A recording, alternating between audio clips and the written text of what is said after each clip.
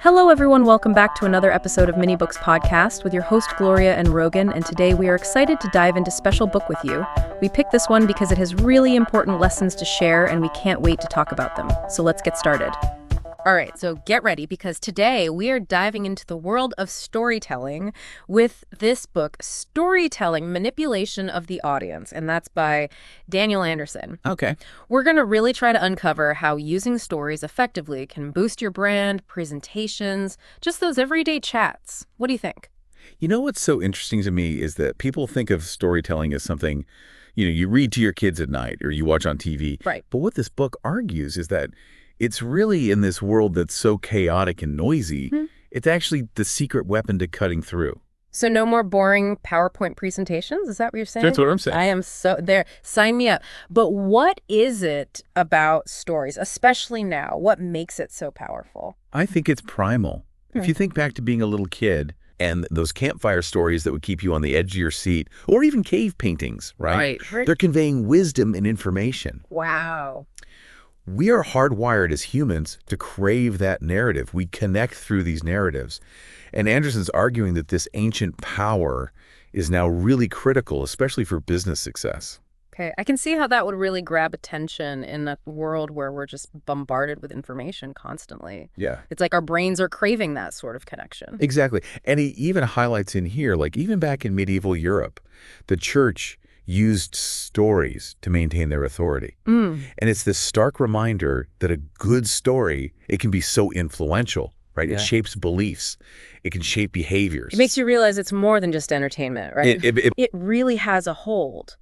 But how do we do it? How do we harness that power without, accidentally starting a cult following? What's he say about that? Well, that's where he gets into the kind of the nitty-gritty, and he gets into really captivating presentations. Okay, because we've all had to sit through those, let's be honest. Oh, yeah. Just bullet points galore, all the jargon.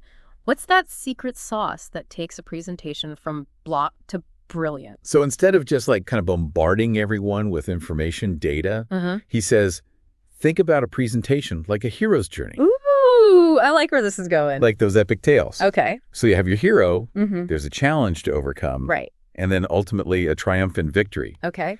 He even gives the example of Steve Jobs. Okay. Presenting Apple as the hero, battling against the big bad IBM. The antagonist. Yes. I see what you're saying. And it makes it just so much more captivating and relatable. Yeah, it's genius. Framing it that way completely changes things. But how does somebody figure out, what's the antagonist in their presentation?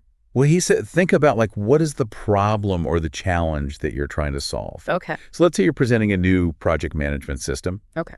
The antagonist could be the current inefficient process that's slowing everyone down. Right. And so by framing it this way, you're creating this sense of urgency. Right. And you're really highlighting the need for your solution. That totally makes sense. So instead of just like, this is what my new system does, you're telling the story of like the frustration of the old way, and now here's this hero that's coming to save the day. Exactly. This is good. I like it. And to really bring it home, focus on the benefit to your audience. What's in it for me? Right, because I think we forget that a lot of times. We get so caught up in like, here's the information, but we forget to answer that question for people. Exactly. Don't overwhelm with technical jargon. Highlight how it's going to make their life easier. Right. Save them time. Help them achieve your goals. You're really connecting on their needs, their aspirations. It's like that quote, isn't it? People don't care how much you know until they know how much you care. Exactly. Right. And sometimes the most powerful way to do that is by sharing your own story. Okay, so we're not talking about like bragging about all of our accomplishments. Right? No, and in fact, he cautions against that. Okay. And remember the bug on the windshield analogy. Oh, yeah. That was a good one. But for those who haven't read the book, refresh our memory. Yeah, so he says it's far more compelling to hear about the times you were the bug, like you faced challenges, setbacks, than the windshield just effortlessly succeeding.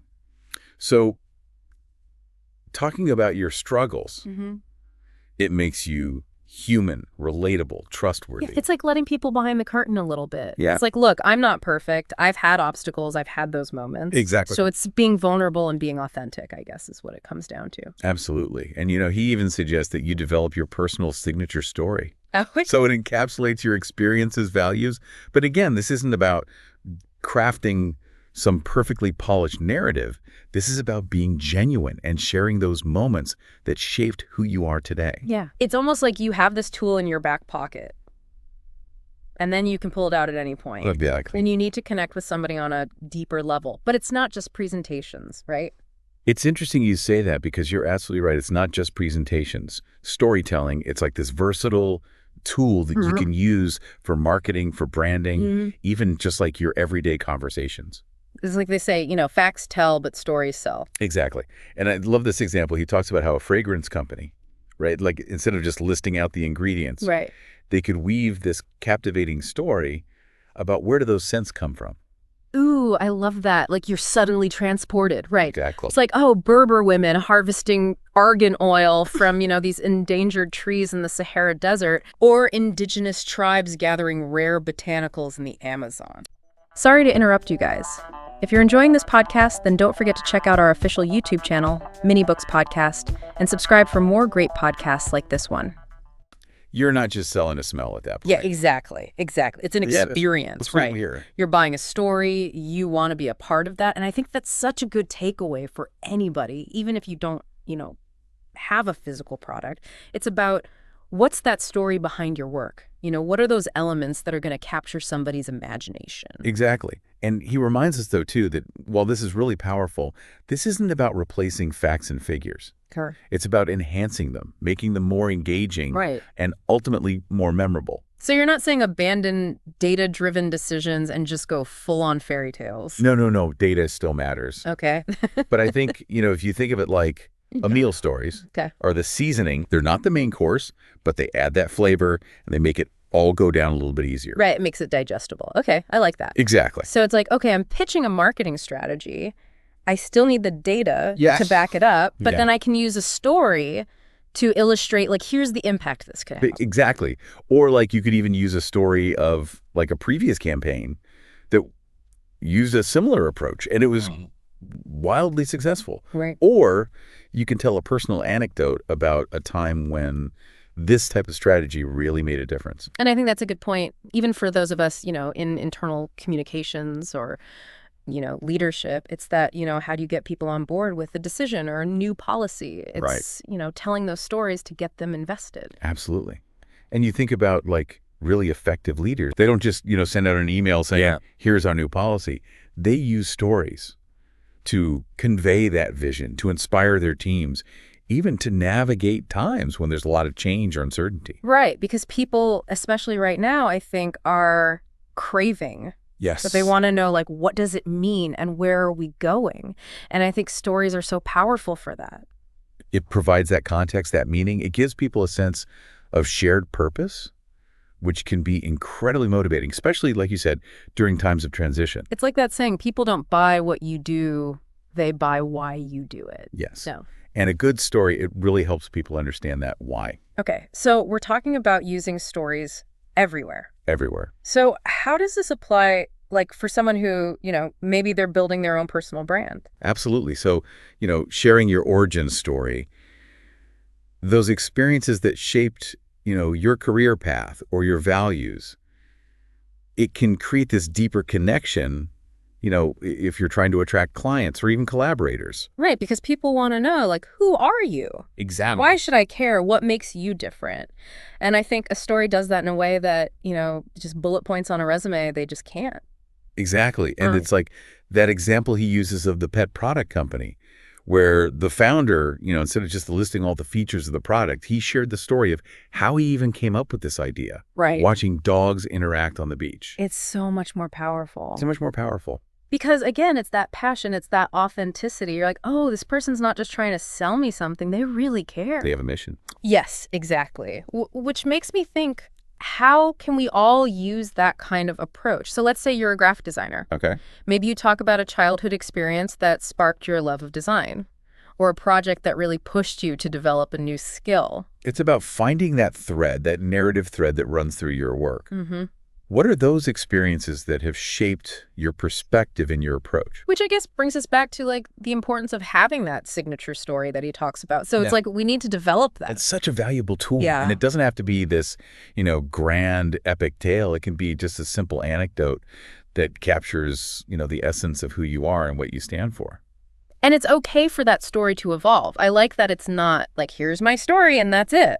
Right. And it should evolve, as you have new experiences, as you learn new things. Exactly. Your story's never truly finished. It's always being written. And I think that's part of what makes it so powerful and engaging. So true. But all of that being said, the power of your story, it doesn't just come from what you're saying, but how you say it. Right. Yeah, and I think so much of this really resonates with me, especially, that idea that our stories are always evolving. It's like we're all works in progress. Yes. We're adding these new chapters to our narrative. That's a great way to put it. And that makes me think about another thing he talks about. Vulnerability is key. Okay.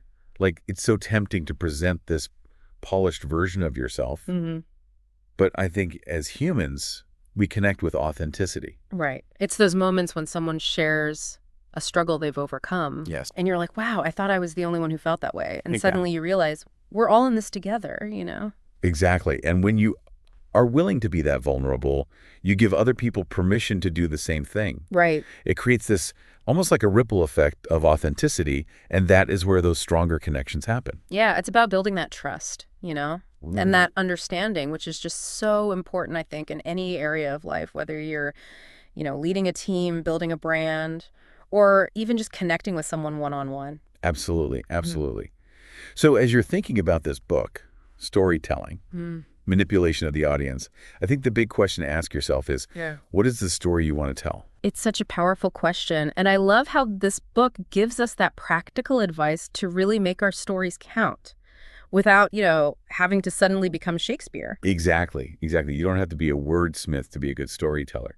It's about looking at what are my experiences and then how can I share them in a way that feels authentic. And engaging, right? And engaging. Yeah, well, this has definitely given me a lot to think about. And, I think it's, like you said, our stories have the power to connect, Yes. to inspire, Yes. and to leave that lasting impact. That's right. So go out there and share your story. You never know who needs to hear it. So well said. Such a great point to end on. Thanks for joining us for this deep dive into the art of storytelling. Until next time, keep exploring, keep learning, and most importantly, keep sharing your story. Thank you so much for tuning in. If you enjoyed this conversation and want to dive into more book insights and key learnings, don't forget to subscribe to our channel, Mini Books Podcast, and hit the notification bell so you never miss an episode. We're back every Sunday at 9 a.m. with new books and more to learn from. Until next time, take care, keep learning, and keep growing. Remember, this is Mini Books Podcast.